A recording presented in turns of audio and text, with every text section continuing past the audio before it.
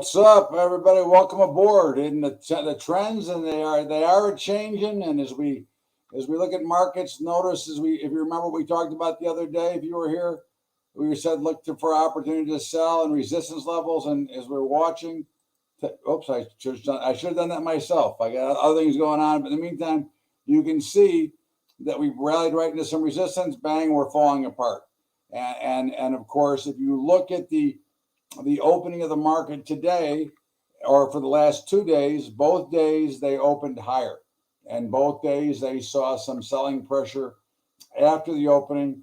And of course, we're right now in the S&P on major support, and if we stay on that major support, we could pop a little bit, but certainly I could see that we could see also a break. If we break down from here, you get really ugly today as well. This is you're at a key level. You wouldn't want to necessarily be a buyer here, but you certainly wouldn't want to be a seller yet, because you'd want some proof that it was going to break down below here. But certainly the overall trend has changed in the market, and of course we recognize that the change is here, and you got to be prepared to act on that change. Okay, again, this is what you're learning to watch as the charts, because the charts will tell you all the news you need to know. It doesn't matter what market you're looking at. What it matters is that if you find opportunity, and of course the NASDAQ has broken down from support, so here you'd be looking to sell any type of rally. We get a rally back in, let's say, 115.10, 150.10, you'd probably look for a spot to sell here. Okay, and you would watch that, and you would use a shorter term chart to identify it. And then there you can see that if we can get a rally back into here, it would be a selling opportunity. And on a shorter term chart, we'd be looking for 149.25.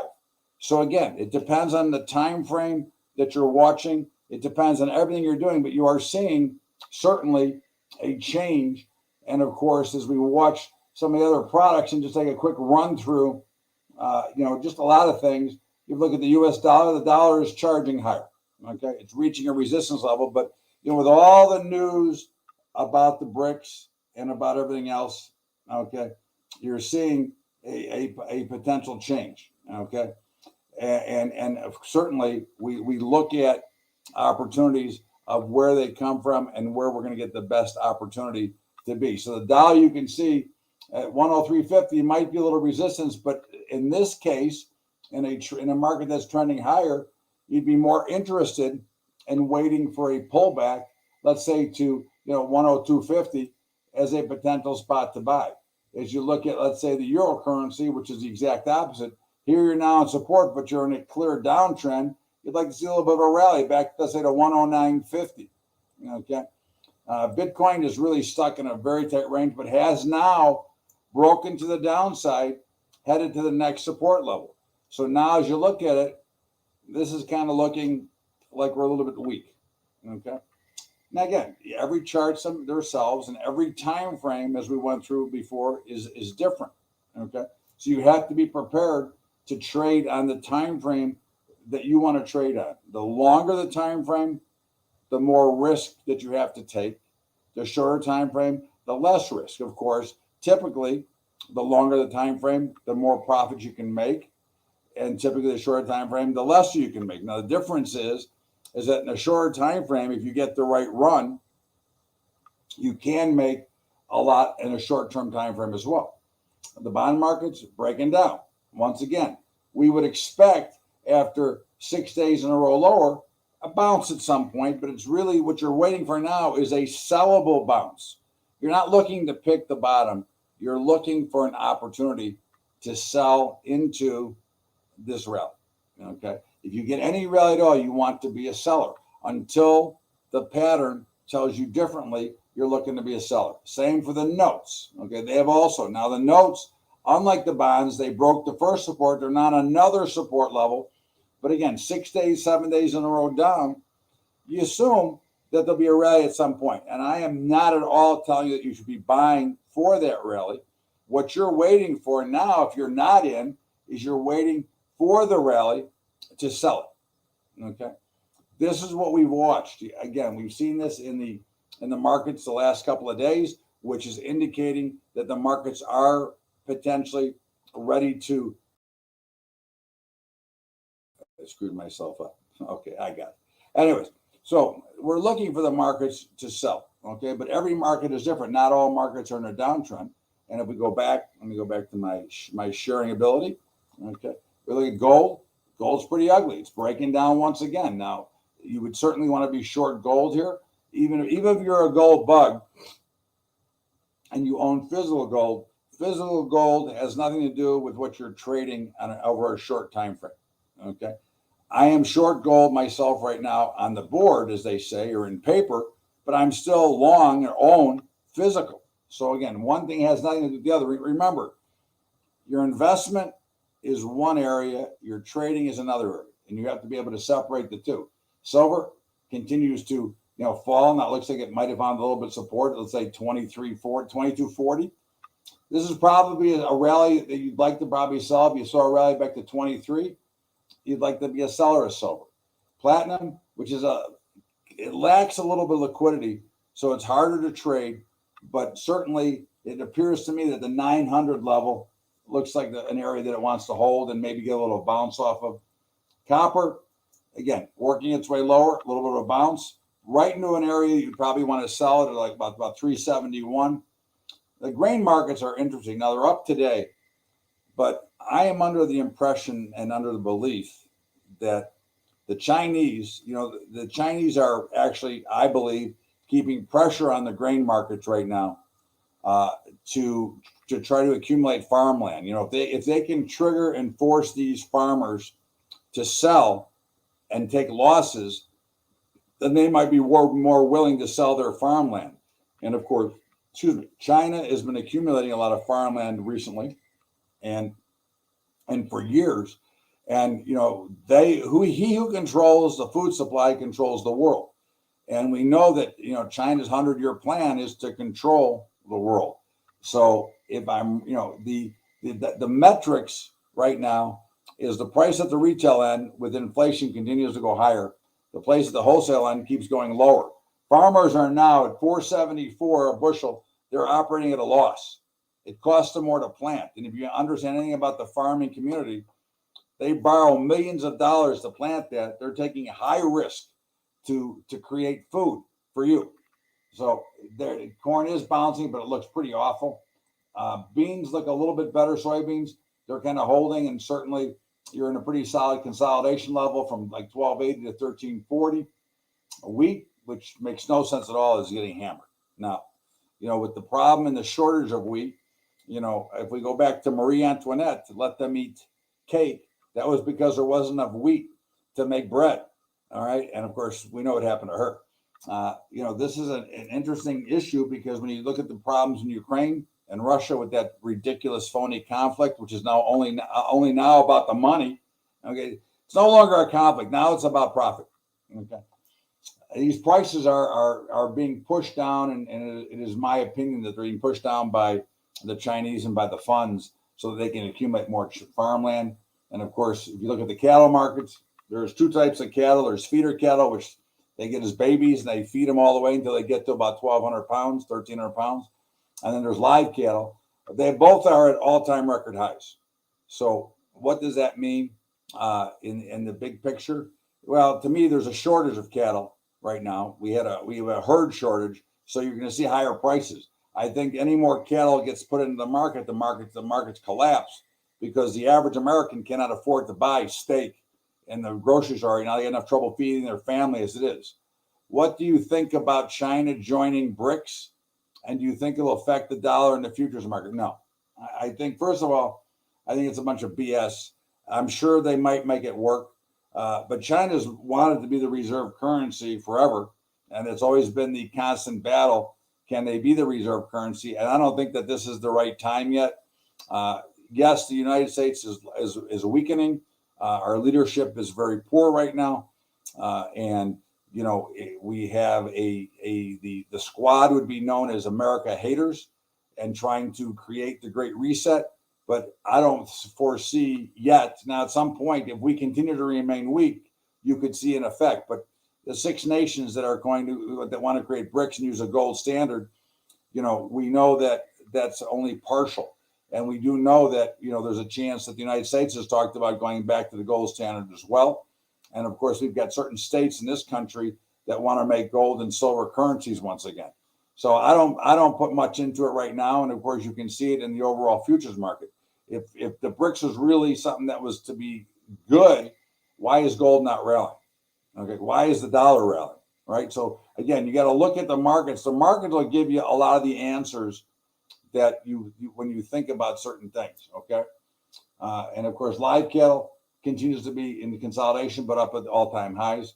Hogs, a little bit of a rally today, but look at where they've been. You get it. You expect anytime a market extends to the upside or the downside, you expect some what they call mean reversion. That goes back to, if you've ever looked at the Bollinger Bands, these are based on the mean and 2 standard deviations up or down. And of course, they change because of how fast or whatever the markets are moving. But you always expect some mean reversion, as they call it. It was developed by John Bollinger, mathematical formula. But, again, to me, it's just a natural action. Not that you would look to buy those, but, again, depending on how active you are and how active the markets are, those could be potential opportunities to trade. So in the meantime, natural gas came down and is now on some support. Actually, the overall trend looks to be higher. So again, probably a buying opportunity. Crude oil exploding once again. Look at this, came right off of support, okay, in an uptrend and is charging higher once again. I would assume that you might see a pause at 81.50 or so, and then a run up to the highs again. We'll see how it goes, but the trend is certainly higher. Softs, you don't care about the softs; they're not tradable anyways. And then of course we get back to the futures. And here we are. So the S&P is still kind of sitting right on that support line. NASDAQ is below. Russell is below. And the S&P, the Dow is below, coming to the next support. So the picture itself looks fairly bleak right now. And I would expect to see this downtrend continue. I would expect to see some pretty ugly action. However, I would not be interested in chasing the market down. I would be interested in looking for some opportunities, to sell into a rally, or if something was rallying. And again, if you look at individual securities, Apple is ugly; it's going down.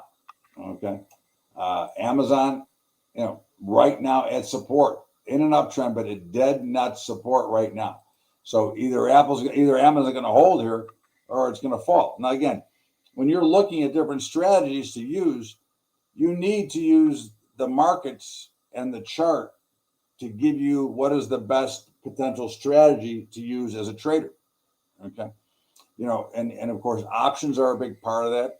And of course, trader options, trader brokerage is a big part of that, because they make it easy to trade options, and they make it easy for you to trade quantity without cost, which is, again, in commission costs, whatever they are part of your liquidity. And with Tradier, with $10 a month, it really frees you up to do a lot of multiple leg things that you can create, protection for yourself. And I think, you want to always look, in my opinion, is to be, whether you want to be long or short, I think you want to be a net seller of credit.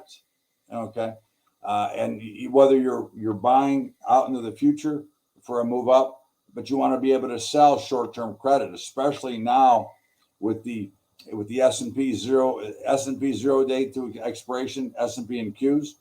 I mean, it's a pretty good trade, but you can actually create opportunities, for yourself. And, as I look, one of the trades I would always look to make, for example, I am bearish the market right now. So if I get the trigger of what I want to trade right now, what I would be trading, or what I would look to do first, is probably, sell a spread, for example, in the SPY. Okay. And what I would do is, if I'm looking to get short, I would look in selling a deep in the money call spread. Okay. So if I'm going to just sell a vertical, so let's just say I want to sell the 434, 439. Okay, so we're out of the money right now. We're a week away. I can collect for a $6 spread. I can collect $4.18 right now. Okay, so what is my overall exposure? Well, it's $6 is the risk minus the 418 now. Well, 422. Let's just say 420. I'm collecting, so my risk is $180. Okay, but think about it from this point of view. Doing this, selling this spread is the same as buying the 439 put. Okay, to start with. So how much is the 439 put? Well, it's 353. So actually, I'm buying that put for a 50% discount by selling the spread. Okay, so if I'm getting that much of an edge on that particular put, what am I giving up to get that? Well, I'm giving up the potential, what we would call unlimited profit, because I can only make $4.19 in this trade, even if the market goes to 420. Okay, so I'm giving up that potential, but I'm obviously paying a lot less. And if I wanted to, I can also make this spread wider. I can make it a $12 spread for $2.71. Okay, so now I'm still buying the 439 put at a significant discount, but yet I have the opportunity to make $9.28. Okay, so again, these are things that you want to look at. And now let's just say that, hey, that's the position I want to put on, but also I want to collect a little bit more credit. And what do I want to do? Well, I could go for tomorrow and say, okay, well, I'm going to put this position on, and now let me sell a put spread, okay, down below. Okay, so I'm taking some protection in case I'm wrong. So if I sell a put vertical that expires tomorrow, and let's say I sell the 444, 432. Yeah, it's only a 15-cent credit. I probably wouldn't make that trade. I might go a little bit farther. Let's say I sell the 436, 434. So I could reduce my exposure by 30 cents. If the markets go down and this spread goes into the money, I'm still making money on my short vertical, but I have a chance to collect. And I have a chance to collect 30 cents or 40 cents every single day. Okay. And so if you do the math, if I can collect 5 days at 40 cents or 30 cents, I'm basically paying for the risk that I took on the trade. Okay. And there's other kinds of combinations you can do around there. Again, there's a lot of things you can do in the option world. And again, it's understanding that there's millions of combinations when you get down to it, and that you can create all kinds of things that you want to do. Okay. Again, it's what direction are you leaning? Are you neutral? Are you bullish? Are you bearish? And it really shouldn't be what you are. It's what is the market telling you? Okay. And then using these different types of positions to reduce the risk of time, okay, and put yourself in a better position. So by creating a synthetic, you can create, by using either selling a put spread or whatever, you now have limited risk, limited reward, but the reward is a pretty significant move in the market. Okay. Or you could also create, if you were really negative or really wanted to be short the market, you could create what we call a synthetic risk reversal. Again, these are trades that will take less money. And if you go and you sell the collar synthetic, okay, which you're selling the 439 call, you're buying the 439 put, and you're doing that for a small debit, but you need to take in the margin. So all I'm going to do is turn this into a call spread and add in that I'm going to buy a call above. Okay, so let me just buy this call here. So now I'm buying a 439 put, okay, for a little bit less than it's on the board. But now I'm basically going to make dollar for dollar on the way down. My delta count is much higher than if I had just bought the 439 put, because I sold the spread. I basically have represented a synthetic model of the stock here. Okay. So I still have limited risk. If I'm totally wrong and the market goes straight up to the moon, I still have limited risk. However, my reward is now unlimited to the downside. I had to take a little bit more risk to do that, but I've now created it. But I can use the same strategy now here. I can sell put spreads below. I can sell more call spreads above. Again, everything limiting my risk, but still giving me the opportunity to participate in the market. okay, and participate in the direction that I am seeing and that I am reading into this market.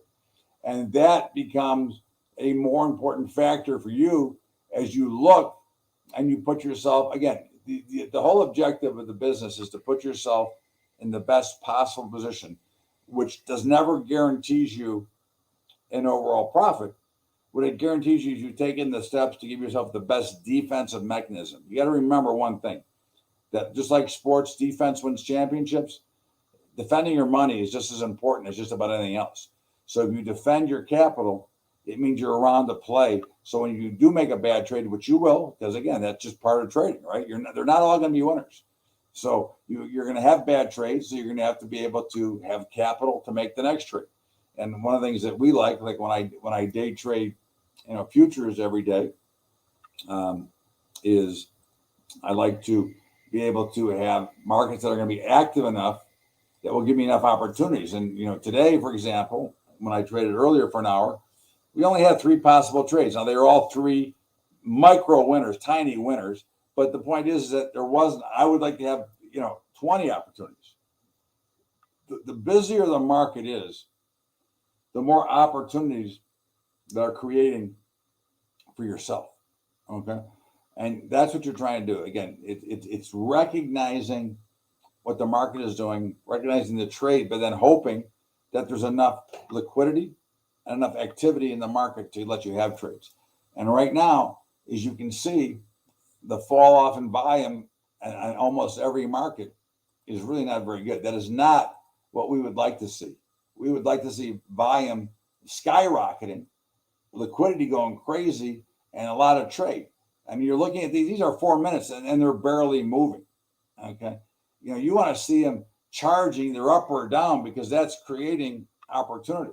Okay. This is what we want to look for in markets. If I even take this on to the 1 minute chart, which is what we use as a secondary, you see the same thing, but are we seeing any real action, right?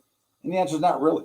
We're really not moving very quickly in any direction. And I urge you to, anytime you see a busy day or there's a big announcement coming out, to watch a chart just to see how fast they can move, because this is something that is important in the market structure, is understanding how fast they can move and knowing that the faster they move, the more activity that they create, the more opportunities they're actually creating for you as the trader. Okay. We take X amount of risk on any given trade. Okay. But we want to have as many potential trades as we can. Remember, we're playing a model with the law of large numbers. Okay. So if we're taking an edge on probability, which we're doing if we're doing it by the charts, then what we get is we get the opportunity to see much bigger movement and many more trades. So what I want is the more trades I can make, the better off I'm going to be. And if, for example, if I look at today, okay, like today I've traded at 44 contracts total in the futures markets today. Well, I can tell you that on a busy day, I'll trade 4,400. Okay, so that tells you how slow these markets are. I mean, in my floor trading days, I would trade, 25,000 contracts a day of options. Okay, so far today in options, I probably traded, with some of the automation I use, 100, 200. So again, the slower the market, the harder it is to make money. And that is something that you have to recognize, because you have to know when the best opportunities are being created for you. Okay. And I think that, when we look at a market that is as slow as it is, and again, here, these are still 1 minute. They really haven't gone very far since I showed them you last. So there's really no acceleration in this market in either direction, which is fine if I know there's going to be some. But recently we've been watching, there's been very little. Okay. And there's been a big lack of true liquidity. Now, to the market's defense, at this time of year, it is Labor Day weekend, or not Labor Day weekend, but we're coming up 2 weeks away from Labor Day. So we expect it to be slow. This is probably, other than the 2 weeks after Christmas, okay, going into New Year's, this is probably the slowest, 2 weeks of the year. because again, this is the end. Some schools haven't started yet. Vacations, lack of interest, lack of activity. So you have to recognize it. And basically, for example, when I'm done with you guys, I'm going out. I'm done for the day because I don't foresee enough action to make me sit here all day. And I know one thing for sure. Okay. If I stare at this screen, okay, I'm going to see a mirage that I'm going to make a bad trade probably. Okay. Now it might win, but it doesn't make it a good trade. When you start to imagine things that don't exist, you're only creating problem for yourself, which is why when you're in a market that lacks the action of our true market, I mean, look at these volumes. I mean, they're barely registered. Okay. So where am I going to go? Okay. Here's Meta, Facebook, right? So it's coming down to support. Had a great run, was down to $99 not that long ago. And look what happened. Straight up, but up nicely. See, this is a perfect chart for a trader. If you understand the market and how the chart works, you got a big gap higher, a little bit of a pullback. Every time we left the trend line, you saw a pullback back to that trend line and then another explosion. Well, those are really what that's making is a series of double bottoms, okay, which act as support, okay, almost a stair step on the way up. And what does that tell you? That that's what you're looking for in a strong stock or a strong market. You're looking for support levels to buy. In a weak market or a weak stock, you're looking for resistance levels to sell. All double tops and all double bottoms are not created equally. Double tops work best in a downtrend. Double bottoms work best in an uptrend. The rest I wouldn't even pay attention to. So as you look, and you can just see, Google's getting a little bit of a pop today, but where is it really? Well, it's in an uptrend, but in consolidation. Okay. GLD is a little bit higher, but where is it at? It's breaking down. Okay, hold on a second. It's breaking down. So again, GLD or gold is right at a key level. IWM is breaking down. Again, coming down to a support level. So basically, when you're in a downtrend, you're looking for rallies to sell into. You're looking for runs to resistance to sell, not support to buy. Buying support here is say that you know better and you're going to find where the actual bottom of the market is. Okay. And as we've been talking, look at what just happened. So naturally, once again, the NASDAQ went up to that same resistance level, bang, and fell down again. So now, what are you watching here? On a very short time, the NASDAQ has found a range that it's trading in. Okay. Now, you could be someone who wanted to try to trade inside that range. I don't think it's worth it in the conditions that we have, but certainly I can identify it. Okay. And you can see that for the last 40 minutes or so, the NASDAQ has been between 148.70 and 148.90, 95. Okay. That's fine. Okay. So what I'm looking for is my assumption based on the overall pattern is that we're going to break to the downside. So what I'm looking for is another rally up to the top end of here so that I can sell it again. Okay. That's what I'm looking for. I would rather wait to sell it than try to buy it here. Okay.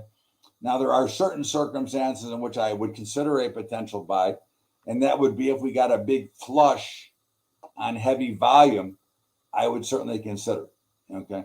Now, we don't see one here, but again, I didn't make this trade, so I'm not going to say it was a trade, but that would have been something that I've been looking for. Heavy volume on a heavy sell would have given me a potential buying opportunity.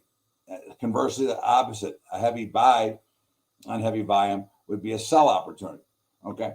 But again, we're not seeing much of that. And the overall activity is so bad that it's really like, I'm seeing things that are so light in volume, okay, that they're really not worth trading. And of course, if you look at a little bit longer, this is a 4-minute chart. We're still in that same range on a 4-minute chart as well. Okay. So understanding where you are, okay, and now I can see here, the S&P is breaking down. So I'm looking and saying, okay, if the S&P gets back to 44.18, I'm going to be a seller. And you know what?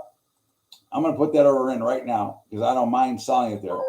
I would normally try to wait for it, but I'm going to go ahead and sell. If we're live, if it fills, I'm going to sell at 44.18. Okay, I have an order in working. Okay, Here, I'm going to show you the order that's working. You see it? There's the order working right there. I'm selling 3. Okay. So if it fills, great. If it doesn't fill, well, then I'm not going to worry about it. I'm not going to break down and chase the market lower. If I miss, I miss. But that's to me a resistance level. Okay, that should be sold. Now I have to establish an exit point if I'm wrong. So if I'm going to establish an exit point if I'm wrong, I'm trading on a short-term time frame. I got to find a couple of resistance levels, and I can see at 44.20 and then 44.23. So I'm going to put my stop in case I do get filled. And again, I'm going to prepare ahead of time. I'm going to put my stop in at 44.24. So I'm willing to risk 6 points or $300 per contract, okay, to make I don't know how much. Okay, that I have no idea, but I do know I have my risk assigned and I'm not in yet, but a rally up to 44.18 will put me in there. Now, right now, that's where I'm at for now. Now that those numbers could change because if we break through here where we're at right now, we're holding for the last 12 minutes. If we make a new low, I make a new resistance, I might come and be willing to move to another level to sell. But of course, I've already told you that I don't want to be too aggressive, and I'm making this trade because we're live. If I wasn't live, I probably would be already gone either at the pool or at the casino, okay, playing poker. I wouldn't be here, but I am here. So we might as well make the best of our time and hope that things work out. Now, conversely, as I'm looking at the crude oil up in the top, I don't want to be a seller of crude. The crude is certainly going higher, right? You can see the complete opposite. I'm looking, if I were going to trade crude, I would be looking to be a buyer, not a seller. Okay. You want to be part of the general trend. That's what you're watching. That's what you're looking for. Okay. Molly, what are you looking at, honey? Am I doing something wrong? Anyways, so again, you want to look at the overall pattern. Gold, you want to be a seller. Notes, probably a seller. Kind of pretty choppy, right? And you should be able to look at these at a glance and have a general idea, not necessarily the levels right away, but have a general idea or an idea what you're thinking about the market. Not what you heard in the news, but what you can see by the footprint that's being created right in front of you. Okay. And so as we search down on random, Tesla, what's Tesla doing? Tesla's coming down to, again, another support level, continues to break down. Now, this is probably a little steep, and I would venture to say that by Tuesday, when we come back for this, we'll see I've seen a bounce in Tesla. Okay, that'll be a guess. Okay, and that's what I would expect. But I'll guess between now and Tuesday, Tesla will trade back up into the 230s. Okay. And it'll probably be lower than it is right now when we get back here. But at some point between now and then, you'll probably see a little bit of a pop. Okay. And again, that's just understanding the overall patterns of the markets. And that's all we're trying to do is trade the pattern, because that's really the footprint that the market is leaving. The market is giving you a map. Okay. And this map is based on order flow, it's based on price, and it's based on the price that others are trading, and they're laying out a footprint for you. Okay. The question is, are you willing to take that footprint? Okay. And that's something that we have to always pay attention to as traders. Okay. You've got to make up your mind. Do you want to be a real trader, or do you want to be an amateur and continue to try to trade your opinion to what the markets are doing versus what the markets are actually telling you that they're going to do? Okay. The markets tell you exactly what they're going to do. Are you willing to be someone who listens to them? Okay. The type of trade you make is then the next step, right? But the first thing you have to do is decide, do you really want to trade, or do you want to have an opinion? Okay. Because there's an old saying, amateur traders want to be right, professional traders want to make money. And which one are you? Okay. Are you the amateur? If you're an amateur, save your money, because you'll go broke. Okay. This is hard work. This is not, nobody's handing out $100 bills on the street corner. You ain't getting a free lunch here. Okay. If you want to learn it and study it, because after you understand and discipline yourself to read the footprint that the market's leaving, then you got to design the type of trade around the footprint that you got. right? And that's where we go either from futures to options to stock to combinations of all, because you can there's a lot of combinations you can use that are all risk-based, profit-based, okay, and the size of your account based. So again, you have to make those decisions, which again, we're going to work on this all the time, right? But you have to first decide that who you want to be, okay? Because we're going to get into some, serious trading. So now we're breaking down. I just have to change topics for a second here, right? So the markets are now, they never made my next target. So I'm going to get rid of my working orders, okay? Because now, if they would run up and fell now, I may not want them now, okay? I'm going to watch again. Oh, you put me back. Thank you. Sorry, I forget that sometimes.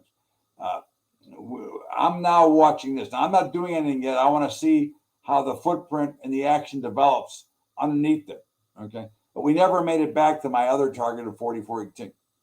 So to me, I don't, the later in the day it gets, if it starts to turn late, you could see a short squeeze like into the close. Now we're still obviously far from the close, but I have to think that far ahead. So now I'm watching and seeing we're breaking down again here. So now am I willing to go at 44.15 now? And you know what? Because I'm here, I will go there. Okay. I don't know if we're going to get a trade there, but I'm going to set it up and let it work. And my stop now is going to be 44.19. And how did I come up with 44.19? Okay. Well, I came up with it because my last sell was going to be 44.18. So I know I want to be above that because that's a resistance level. I know there's resistance at 15, which is where I'm trying to sell. So I want to be above where I was willing to sell before. That is resistance. And we'll see. If it fails, great. If it doesn't fail, it doesn't fail. Again, I don't worry about missed orders because there's always another one coming if I want to trade it. Now, again, this is not necessarily a market that I want to be active in, but I'm willing to put my own money at risk, okay, as we're here live, because that's what I do every day anyways. So if it shows, it'll show. Now, again, I don't know if it will or not, and I don't really care. Okay. If it gets there, great. If it doesn't, well, it'll just be a missed trade, but I would never chase it. But you can see clearly that we were hovering along that 15 line, broke below it. So I'd like to see it pop. And here's, again, a new support level, probably around 44.11 or so. Okay. That it should pop up there, and it may take me and put me in. Okay. Let's see what happens. Here we go. This is the opportunity that it should probably get there. Okay. It's going to be real close. Okay. And 3-2. No, it got close. It got the 414.50, right? Now, here it goes. 75. Boom. All right. So I'm in. You heard the ding. I'm short 3 at 44.15. Okay. And I'm not doing anything right now. I'm watching. I got my stop, and I don't have to do anything about it. Okay. I'm going to watch it and see what happens, but I'm not adjusting my stop. I'm either going to lose 4 points, or I'm going to make money. And then it'll be the question of how much money. But the loss will not be less than 4 points. Okay. Because if it's a loss, I've committed that I'm waiting until it gets to that level. Okay.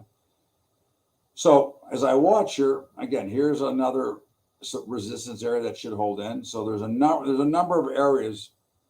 Did you guys switch me back and forth? There's a number of different areas that I'm watching. We're breaking through the next level. So I could be in danger here. But again, at the end of the day, that's part of trading. If I was going to trade, which is one of the reasons I don't want to be here, okay, but if I were going to trade, that would be a trade I would make, or I would look at. And I made it here, and here we are. We're still hovering and still not broken out yet. Notice how the struggle to get through that level, okay, is here. And now we're slightly profitable. Now, I'm not doing anything yet, okay? But if I get down a little bit lower, okay, now I'm going to be watching. If we get down into, let's say, 44.12, okay, I'm going to watch and see the action. I'm going to try to let this run. See, this is where I want to try to let it rip, but I'm not thrilled with the overall action right now. I hate the fact that just stopped here. You see that? Okay. So what I'm going to do right now is I'm going to go, okay, hell with this. I'm going to move my stop to break even. Okay. So now I have a no risk trade on. At worst case, I'm going to make, there it is. At worst case, I made $37.50. Okay. And I'm up. Okay. It didn't go down. It ended up stopping. and making a low here, which I didn't prefer. I didn't want to see. I wanted to see it go down a little bit harder. It did not, which is fine. Okay. And I just moved my stop to break even, plus to cover my costs and make a little bit of money, which I did. I made $37.50 while we're sitting here trading live. Okay. And again, I'll watch it and look potentially to sell it again, if the opportunity arises. But I'm not, again, I'm not in a real hurry. I mean, right now, I'd be a willing seller at 148.95 in the NASDAQ, which is a little bit was a ways. But I'll go ahead and work that order while we're here. It looks like it's going to make a run up there. Oops. Okay, and then where would my stop be? Because I don't want to get caught napping. 925 would be my stop. Okay, this is a little bit bigger trade, a little bit more risk. That's all right. Again, we're willing to step it up here. Let me get my stop in so I can keep talking. Okay, so I got an order working right there at resistance if it gets there. If it pops, it pops. If it doesn't, it doesn't. Again, I'm not worried about it. Okay, this is part of the business. This is part of the market, and I'm just reading right with you live. Okay, where the levels are, and notice. So we made the right decision here. Again, it's not a question of getting out always, but the minute I saw the failure to break here, it signaled to me that the trade probably wasn't as good now as it was when I first put it on. Okay. So now I'm just here. We have an order working. We're watching. We're waiting. And again, the markets are very slow, so it's not all that great of a trade right now. It's not all that, geez, I can't wait to jump in. Okay. And we'll continue to watch and, we'll see. But you have to be prepared to find an entry, but more important than the entry, once you find this, what's the exit going to be? Okay. That's the bigger problem. Oh, I see you guys are getting a view of my TV set. Sorry. You got to be worried about your exit point. The entry is easy. The exit is always the hard part, where people make the biggest mistake when it comes to the world of trading. Okay. And I can't urge you enough to pay attention to where those levels are. I can't urge you enough to get that stop in when it belongs, because if you're trading short term, once you enter a futures trade, that stop's got to be in right behind you. Okay. Options are a little bit tougher, but I personally don't use stops in options because I don't trade naked options. I trade positions. I trade spreads that I've already established. By the spread that I've used, I've already established the risk that I'm willing to take. Okay. So that's the difference. And that is the benefit. And sure enough, we didn't quite make it to my level I want to get to. Okay. We failed to get up to the top, and now we still might get there. But again, we're making one more run here. Now, if this does not pop right now within the next minute or so, I'm just going to pull the order. I'm not going to sit here and wait till it gets there. I had it identified. I don't want to wait too much longer. You can see that the S&P has come down already. Okay. And now the NASDAQ is coming down. So again, I'm going to go ahead and cancel those orders right now. I don't feel like dealing with it. Again, it did not cooperate to what I wanted to see happen at that time. Okay, and I'm watching it, and I can now see potentially a new support level being built here. Okay, now these are very short-term charts. So again, not many people will trade off of these, but I do. Okay, but I can see that coming. I saw it here. See, notice we've yet to violate that secondary area, which is where we put in the initial stop, right? So again, that's what triggered us to say, we better move our stop down and lock in profit. Now again, could it break there? Sure could. I don't really care. Trade's over. I'm on to the next trade. Okay. And it is something that you have to recognize. And I know I throw a lot of information at you guys. So I think that if there's no questions, I think we'll call it a day. I know it's a couple minutes early, but that's me. I don't know. I talk as much as I can until I can't talk anymore.